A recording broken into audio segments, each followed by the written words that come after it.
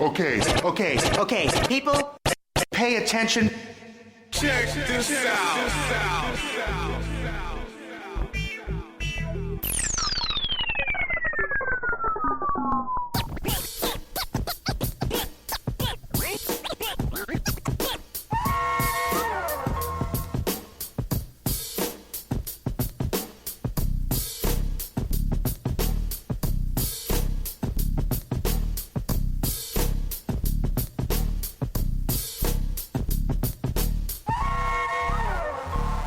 Yo, what up? It's your homeboy Jay Fleming. Yo, it's Mr. Talk That Talk Less. And you were listening to Let's Cook. What we do here. Yo, we tell you all the shit that you think you know and all the shit that you need to know. Word.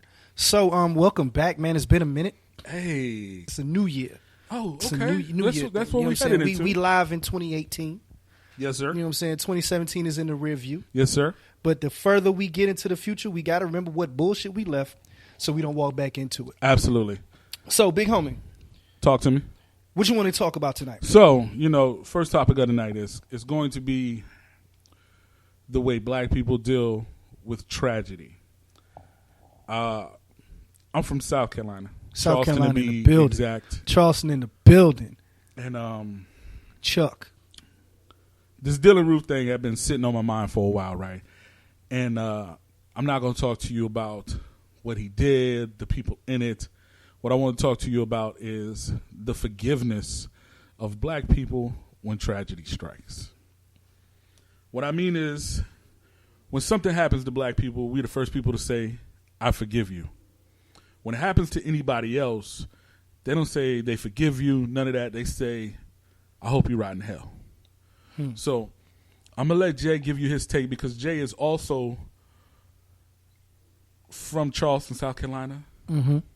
His family still resides there, and his family was actually at the church when it happened, right? And they still continue to go to the church. So I'm gonna give him the floor right now. So this situation really is a personal one for me. Like Big Bro said, my family goes to church. Emmanuel AME, Mother Emmanuel, is my church. That's where I was born into that church. I don't live in Charleston anymore, of course, but I was born in that church, christened. My mother got married there, grandparents got married there, great-grandparents, you know what I'm saying? It's our family's church, right? So the people that passed away in that domestic terrorist attack. It was terrorism, just for the record. This wasn't, when people say mass shooting, that's not putting enough on it. This was domestic terrorism, okay? Not getting too deep into the specifics of it all, because you guys have all heard the story and know what's going on. But the fact that this kid,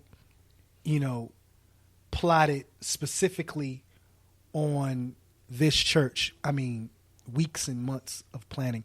He knew that Wednesday night was Bible study for this particular church. He knew that this was the oldest church in the South. Folks don't realize that, the Citadel was built in direct opposition of Emmanuel AME Church. He getting greasy with you right now. So this is really personal for me. The reason it's personal for me, not just because I was born in Charleston and that's the church that my family goes to, but because my family was there. That night, my grandmother was there for choir rehearsal and other auxiliary board meetings. My younger sister was there for a dance rehearsal. My grandfather picked my younger sister up from the church that evening. And the only reason my mother wasn't there was because my grandfather told her, don't worry about it. Your daughter's already taken care of. We'll meet you at the house.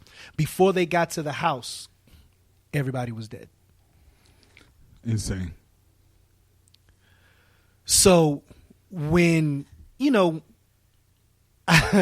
quick sidebar. I said this to somebody about different situations with celebrities, like R. Kelly. I told somebody before, they was like, I don't see how people still rocking with R. Kelly after all this, da-da-da-da. I said, it's simple. You want to know why? Because your sister wasn't the one getting peed on. That's why is people still able to rock with R. Kelly. Whether you fool with him or not, the reason his shows still get sold out is because it hasn't affected them individually. Yo, listen, I just want you to understand. Celebrity pedophile show is definitely on the way. Oh, please believe We're that's at coming. your neck, R. Kelly. At your neck, my G. Please believe. I keep telling you, I got 5 sisters. Back to the subject. All right. The reason I said that is because this situation, though the world saw it and was like, oh, this is so sad. This is so messed up. You know, the thing with me is I know these people. And then the worst part was I was incarcerated when it happened. So I saw it on the news the next day. And I'm trying to call home and I can't reach nobody. So I thought my family was murdered. You understand? So this isn't no lightweight shit. So the fact that immediately the spin cycle happened. Okay? The spin cycle happened with this situation. We know that this man went to a place of worship and murdered everybody. Everybody knows that's wrong, right? But the difference is, which my brother I'm sure is going to touch on, this cat, immediately they started talking about he must have mental health issues. No shit, he got mental health issues. The nigga decided to murder people. No shit. Like, you're not getting no sympathy from me for that. You know what I'm saying? And we all knew somebody that was crazy growing up, and that crazy motherfucker ain't take no goddamn gun and drive hours out of state to go murder a specific group of people. Talk to him. Okay? So you can miss me with that, yo, something had to be wrong, or when they started interviewing his family, we knew something was wrong, but we didn't know. It was like, nah, nigga, you knew your boy was fucked up. You gave him the gun. You taught him how to shoot. You know what I'm saying? I'm not saying that you told him to go and kill them people. I'm not even saying that you taught him to be racist. But what you did do was not show him that was a wrong way of thinking. You weren't active in teaching and preaching to your child that you're supposed to love all and all supposed to love each other. You definitely didn't do that shit. Not his girlfriend, his brother, his friends, his family, his mom and them that was crying on TV. None of them motherfuckers. Okay, you cry me a river like Justin Timberlake said. Go ahead. I feel you, son. Now, so you have a person that goes and murders a group of people for no reason other than we'll get to the reason he stated in a minute. But then after the spin cycle, then you get the way the Charleston Police Department treated this young man. They asked him, "You hungry? Want something to eat?" Niggas is still mad about Burger King, my G. You took a mass murderer, not straight to the precinct. You made a pit stop to get a motherfucking Whopper and fries. With cheese. And I fucks with Whoppers. Don't think that I'm dissing Burger King, because Burger King ain't know that it was somebody who just murdered somebody. Now, to show you how jacked up it is, that Burger King they went to ain't that far from the church. Because I know which Burger King they went to. They went to Burger King like right towards the bridge. Near the 2-story joint. I guarantee you they went to that one. But if it had to been anybody with any ounce of melanin in them. Uh-oh. Okay. Where you going? Any ounce of melanin in them, my nigga, it would have been straight to jail, don't pass go, you can't collect $200. You think straight to jail? Hold on. Time out. Hold on, wait. No, because I know where you're going. I'm keeping it on the high end because we know, look, I will always either A, play devil's advocate, or 2, give the benefit of the doubt in terms of debate. Okay. I may have my own thoughts and opinions on it, but I will grant you a whole lot of leeway just so I can show you where you fuck it up. Okay. So, in reality, we'd have got murdered at the church. Okay. You understand? If I had gone into what's a prominent white church in Charleston? We'll just say the church that's connected to the Citadel, right? If I had walked in there, it's a Catholic church, by the way. If I had walked in there and shot up parishioners, okay, if I'd have shot up parishioners, if I'd have shot up the priests, because look it up, niggas. because here's what he did. He came in and shot the parishioners. Talk that talk. And the pastor in front of his wife and daughters. Okay? Like let's get to the root of this. You murdered a man in cold blood in front of his daughters and his wife, his children. You murdered a kid who was trying to talk to you. The kid had just graduated college and was trying to do something great. You murdered this man when he said, look, we don't have to do this. You said, yes, I do.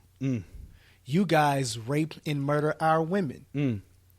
And you murder this man in front of his mother. Okay. When he's still trying to talk you down. Okay. So you take this kid to Burger King and get him something to eat. Then you take him now, and then you have him in handcuffs, but you have him with his hands in front of him. We know how the protocol go with anybody with some melanin. Oh, your arms is getting broke being put behind your back. I done been in handcuffs a few times. Okay. Let's just put it. Even before I was incarcerated, I've felt that cold steel. Okay. They don't do that shit to you in a nice manner. Real tight. Okay. And they damn sure ain't putting it in front of you. The only time they put handcuffs on you and your hands are in front of you is if you're not a risk at all. This kid just murdered a group of people.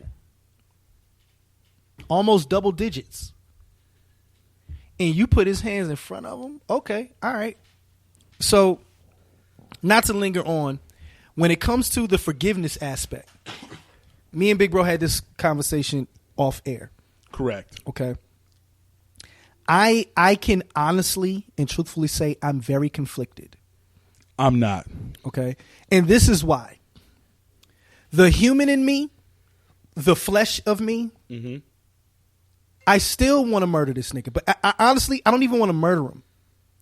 I want to do shit that you see in Saw movies. Right? I want to be a harbinger of death to this guy and George Zimmerman. I had to pray about this. Genuinely pray. Again, I told y'all I was incarcerated when this happened. So thinking that my mother, my sister, my grandmother, and grandfather got murdered in cold blood by one punk kid, and I can't get to them to make sure that they're okay. So I'm conflicted. Now, with the forgiveness point, because I know these people, I know the church that they come from, I know that these are genuine, God-fearing, let the Lord handle my vengeance. Vengeance is mine, said the Lord. There are people in that church who genuinely believe that through and through. So when they said, you know what? I forgive him. They came with that because they truly believe that their hearts and their soul is on the line if they don't. So because I'm a believer and I know that church and I know the message that comes through and I know what they're feeling, I understand. Am I there yet? Hell no. That's just being real. I understand why they could say it, and I'm really working on that. But it's still something hard for me to deal with because, like I told Big Bro off air, I was in that church the first time my grandfather and my little sister went back in there after the massacre. And seeing how my sister broke down, it rehashed everything. I know what it's like to take somebody's life. It wasn't done on purpose, but I have to live with that day in and day out. So I understand that type of pain, knowing that somebody can't live their true full life. That there's people that can't see their grandbabies be born. There's people who aren't going to see the chance of walking down the aisle. There's people who they lost real loved ones. So it's hard for me to say, like, because of my own personal situation, I want to forgive, just like I want to be forgiven. So I understand where it comes from. But the reality of it is I understand why I will never be forgiven by some people, which is why it's really hard for me. Okay. My go yet? Yes, sir. So he he's definitely more attached to this situation than I am. Absolutely. Okay. I'm from